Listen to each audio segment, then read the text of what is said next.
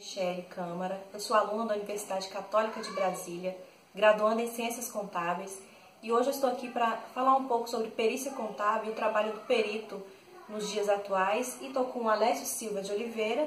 Ele é perito contador há mais de 12 anos, com mais de 12 anos de experiência na área, e eu vou abrir um espaço para o Alessio falar um pouco do seu currículo, resumidamente, para a gente entender a sua área. Por favor, Alessio, bom dia. Bom dia, Michele, bom dia. Na verdade, eu trabalho com contabilidade já há quase 20 anos, e sou tributarista, graduado em contábeis pela UDF, pós-graduado também em controlador empresarial e finanças, e já estou aí há quase 12 anos já, atuando na área pericial, trabalhista, civil, na área privada e na área pública. Então a gente tem uma experiência razoável para estar compartilhando com vocês. Alessio, para você, o que é perícia contábil e qual a importância dela na nossa sociedade?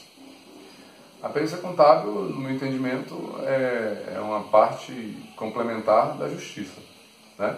Então, na verdade, a justiça, em certos casos, é possível fazer um processo judicial sem precisar do perito para dirimir certas dúvidas, mas sempre vai ter que ser um calculista. Importante a gente saber que tem um calculista e o perito que faz a dirime dúvidas. Então, o calculista apura os dados. E a perícia, quando não se chega ao consenso, ela serve para dirimir. Mas, por exemplo, hoje 70% dos meus processos eu sou intimado para fazer o próprio cálculo. Então, muitas vezes as pessoas veem a perícia dessa forma. Então, eu vejo a perícia como parte fundamental da justiça e ela de total importância para a sociedade, tendo em vista que seria impossível você fazer um processo judicial, ou seja, se fazer jus ao que é devido, sem essa ciência, sem essa parte importante aí do cálculo. Resumindo, o juiz julga a tese e o perito apresenta os cálculos, que seja cálculos para liquidação ou que seja cálculos para dirimir dúvida entre as partes. Quais são os requisitos para a escolha de um bom perito? No meu entendimento, não é diferente de qualquer escolha de outros profissionais. Então, você vai fazer uma construção, você tem que escolher um bom arquiteto. O perito não é diferente, ele tem que ter experiência na área que ele vai atuar, né? Porque apesar da gente falar perícia contábil, mas eu faço, por exemplo, perícia tributária. Eu fiz uma revisão de uma auto-infração na Justiça Federal, de uma empresa multinacional, sobre imposto de renda, LALU.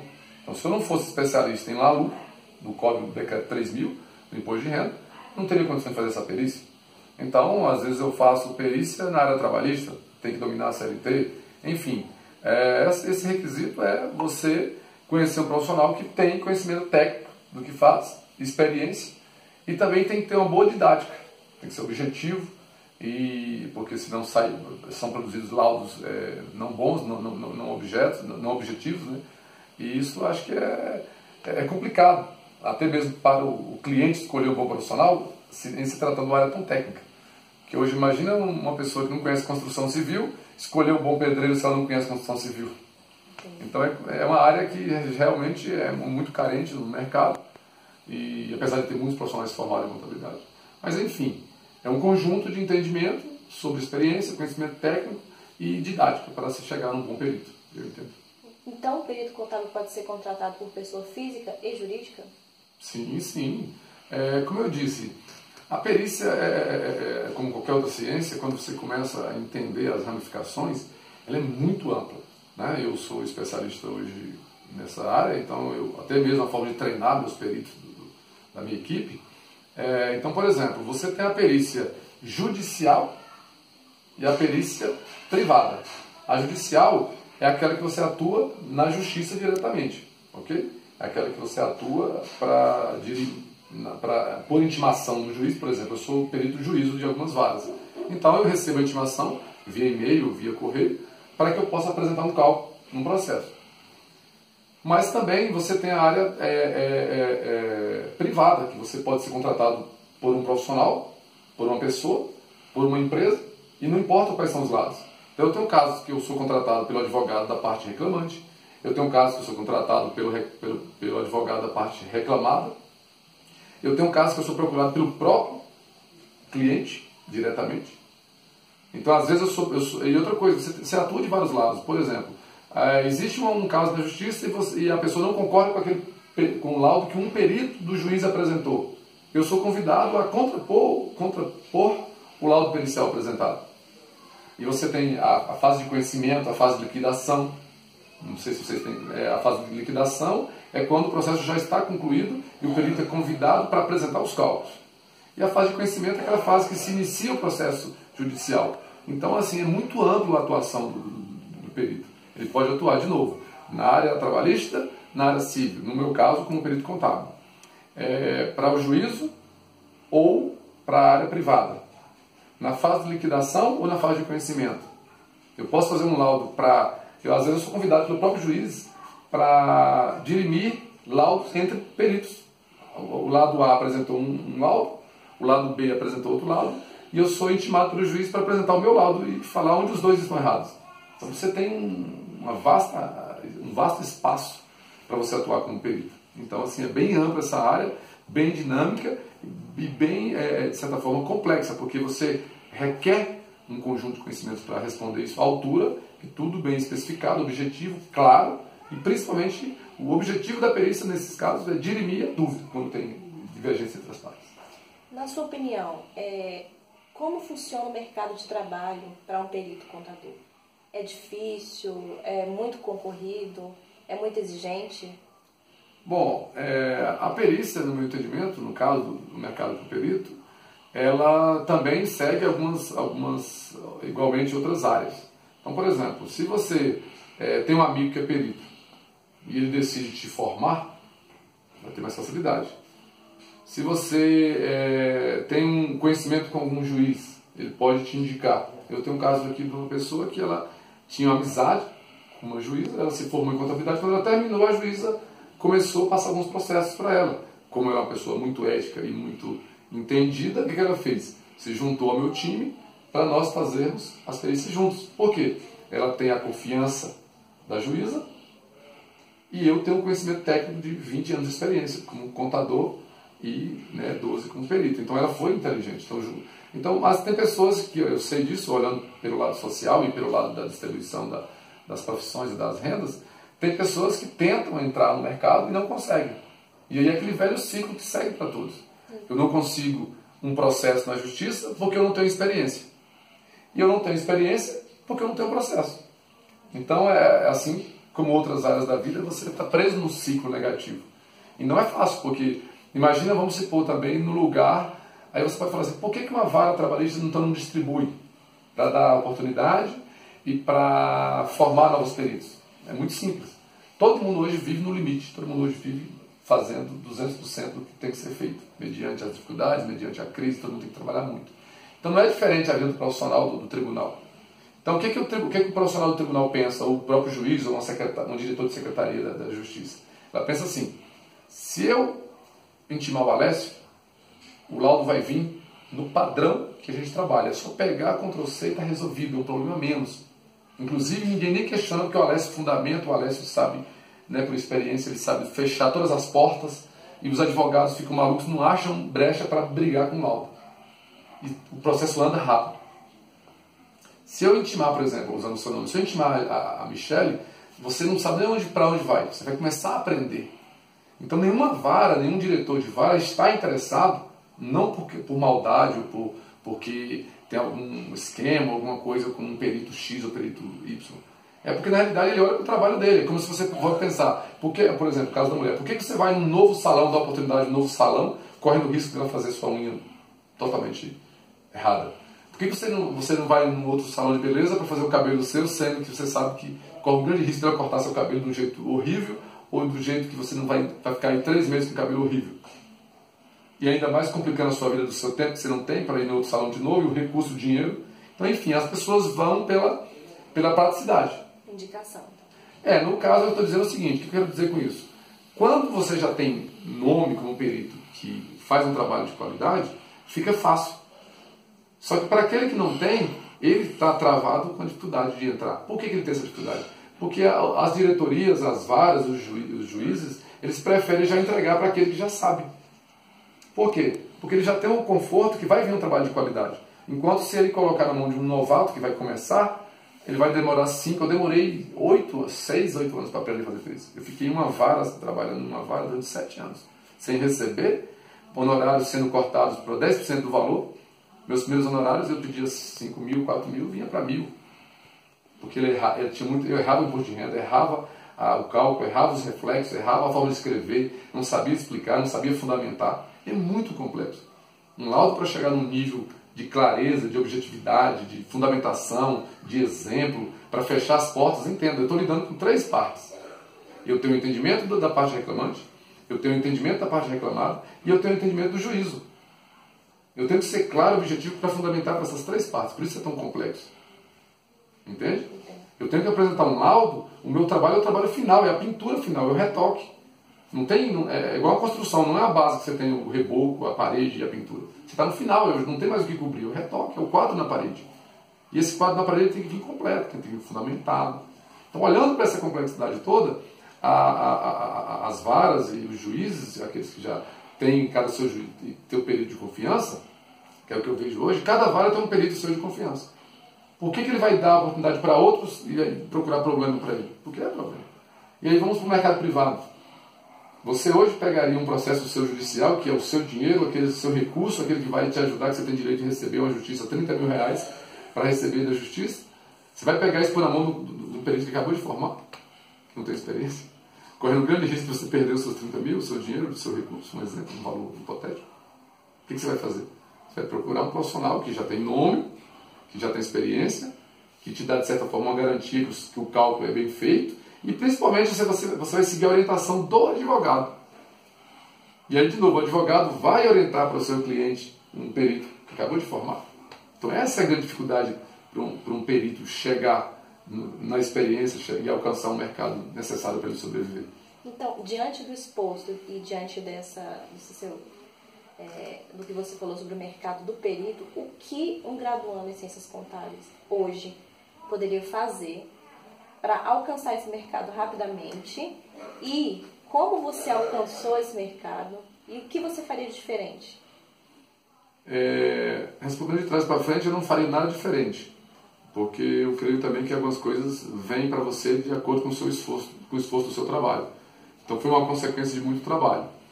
Com relação ao que deve fazer o profissional, o graduando, número 1 é fazer curso. Apesar de que eu vejo os cursos hoje aí que estão sendo dados, ele não é tão... Eu vejo as pessoas, eu tenho pessoas que trabalham comigo que fizeram o curso e falam assim, Alessio, como igualmente as faculdades. O que eu vi lá não tem nada a ver com isso. Infelizmente é uma realidade da educação brasileira. Eu também sou graduado, como disse, em contabilidade e fui professor de faculdade durante 3 anos. Eu até na época propus uma proposta diferente de ensino, mas hoje nós vivemos uma época que as instituições de ensino ensinam totalmente diferente do que se vive na prática. Mas, voltando à sua resposta, tem que fazer um curso de perícia. Eu acho ele um pouco caro, mas tem que fazer lá pelo CRC. E procurar, o que eu indicaria? Procurar os peritos renomados, que já têm peritos mais experientes no mercado, para tentar fazer uma parceria. Tentar, por exemplo, fazer um estágio. Entendeu? Se propor a trabalhar. E aí, por exemplo, a pessoa não ficou 5 anos, 4 anos na faculdade pagando, sem receber, seria a mesma coisa. Então, por exemplo, procurar peritos que já têm nome, apesar que essa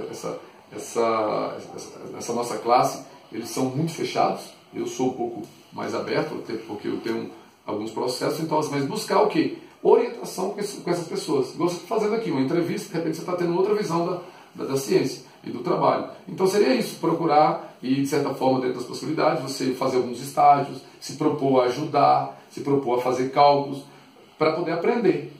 Entendeu? E também batalhar, que é ir em todas as varas, fazer cadastro, procurar conversar com os diretores de secretaria, procurar ir na justiça civil, enfim, se propor ao mercado para trabalhar. Mas é um mercado que você primeiro precisa se especializar.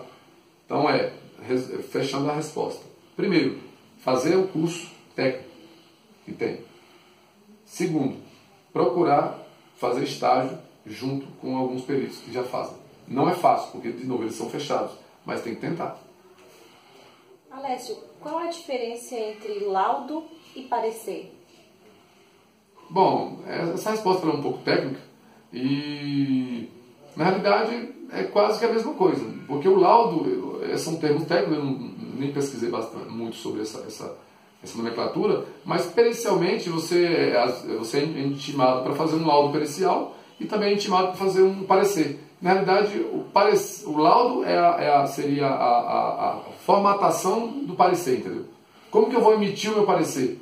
Por meio do laudo pericial, entendeu? Alessio, conta um pouquinho pra gente, para finalizar, como é que foi a sua caminhada para você chegar onde você está. O Alessio, ele é sócio-gerente da empresa SGE, ele já foi professor universitário, ele já trabalhou com controladoria em várias empresas e em várias multinacionais. Conta pra gente o que um estudante graduando em Ciências Contábeis pode fazer, ou como você chegou até onde você está nesse momento, qual a sua experiência, o que você poderia repassar para um estudante hoje para ele alcançar tudo que você alcançou como perito? Na realidade, Michele, a minha resposta ela é um pouco mais ampla. Eu acredito, primeiro, em Deus, e segundo, eu acredito, e aí daí quando eu falo em Deus, aí independe da fé da pessoa, entendeu? Cada um tem a sua fé. Eu acredito que o ser humano ele deve viver na corrente positiva da vida. Então, eu vou falar um pouco de teoria para depois ir para a prática.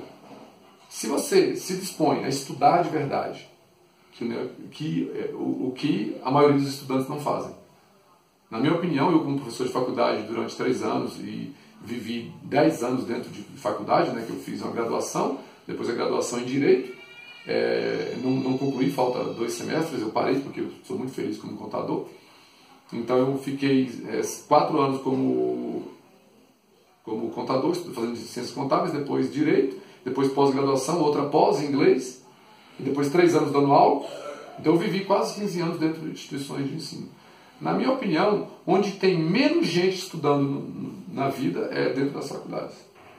Porque se faz muita amizade, se faz muito churrasquinho, sempre tem um barzinho famoso lá ao lado de cada faculdade. As pessoas mais idosas vão para a faculdade porque quer um novo momento na vida. Os novos vão porque tem que ir, está no currículo da vida, né? Você fez 18 anos, tem que ir para a faculdade. Tem pessoas que fazem faculdade em contrário ao que ama, ao que gosta, mas para atender a família, ou amigos, ou a necessidade do mercado. Então, primeiramente, faça o que você gosta e faça de verdade. Eu digo com toda humildade, eu estudei. Então eu já li o Código do ICMS, o decreto 18955, 5 vezes. Já li o decreto 3.000 de Imposto de Renda Nacional 3, 4 vezes. Já li o Código Civil 100 vezes. Código Tributário Nacional. Eu conheço a CLT de ponta a ponta. Eu conheço toda a regulamentação tributária, civil, institucional, a Constituição brasileira. Então, o que eu diria é o seguinte, qualquer profissional, em qualquer área, não na perícia, não em contabilidade, se ele estudar de verdade, deixar de se enganar e achar que um currículo, que um diploma vai mudar a vida dele, o grande problema do brasileiro hoje é esse. Ele acha que um diploma muda a vida dele. Primeira coisa, quando eu fui para a faculdade eu já era contador, eu já fechava a balança. Eu trabalhava no escritório como auxiliar, era motoboy, cheguei a gerente.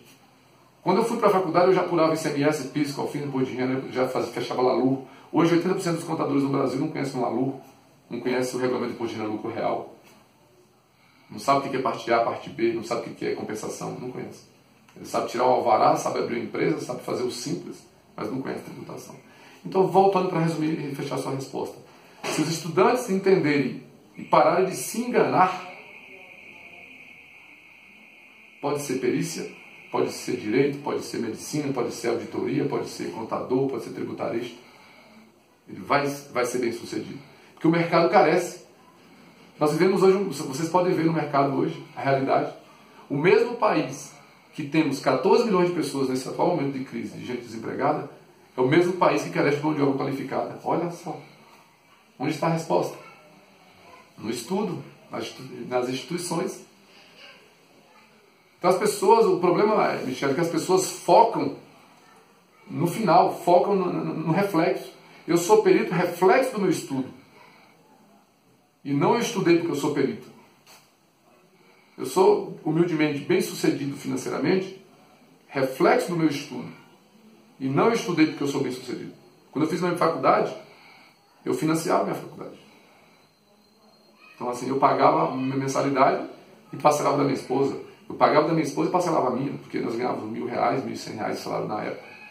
Eu pagava R$900 na UDF. Entendeu? Mas eu estudava, sábado, domingo. Então assim, as pessoas têm que parar de se enganar. E tem mais, eu estou falando do básico, que é estudar o que está escrito. O decreto, Michele, está escrito. E quem está inovando? Eu te pergunto hoje, Michele, você é estudante de contabilidade na Católica. Quais as pesquisas que estão sendo feitas lá?